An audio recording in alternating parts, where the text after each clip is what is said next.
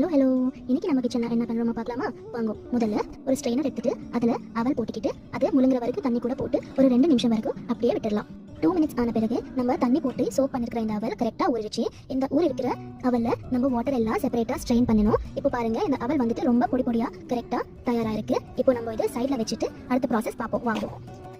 Stove on பண்ணிட்டு ஒரு கடாய் வச்சுட்டு ஒரு 2-3 ஸ்பூன் அளவுக்கு எண்ணெய் போட்டு அதில் வேர்க்கடலை, கடலைப்பருப்பு, கடுகு, சீரகம் போட்டு ஃப்ரை பண்ணிட்டு அதுலேயே பச்சை மிளகா, கருவேப்பிலை, ஒரு காஞ்ச மிளகா, ஒரு சின்ன வெங்காயம் கூட போட்டு ஃப்ரை பண்ணிக்கணும். இப்போ இதில் நம்ம பெருங்காயத்தூள், மஞ்சள் தூள் போட்டு நல்லா ஃப்ரை பண்ணிட்டு தக்காளி கூட போட்டு ஒரு 1 மினிட் வரைக்கும் நல்லா ஃப்ரை பண்ணிக்கலாம். இப்போ அடுப்பு ஆஃப் பண்ணிட்டு ஆறுன பிறகு இதுலயே ஒரு ஹாஃப் லெமன் கட் பண்ணிட்டு அது ஜூஸ் கூட இதில் போட்டுக்கலாம். இப்போ நம்ம ஆல்ரெடி ஊற வச்சிருக்கிற இந்த அவலை இதில் போட்டு நல்லா மிக்ஸ் பண்ணிக்கணும். நான் இதில் உப்பு போட மறந்துட்டேங்க. நீங்கள் தக்காளி போடும்போதே கொஞ்சம் உப்பு கூட ஆட் பண்ணிக்கலாம். நான் இப்போ போடுற இது உப்பு உங்களுக்கு தேவையான அளவுக்கு உப்பு கூட போட்டு ஒரு வாட்டி நல்லா மிக்ஸ் பண்ணால் ரொம்ப டேஸ்டியாக, அப்புறம் ரொம்ப ஹெல்தியான போராடி இது பிரேக்ஃபாஸ்ட்டுக்கு இல்லைன்னா லைட் டின்னர் வேணும்னா பண்ணால் சூப்பராக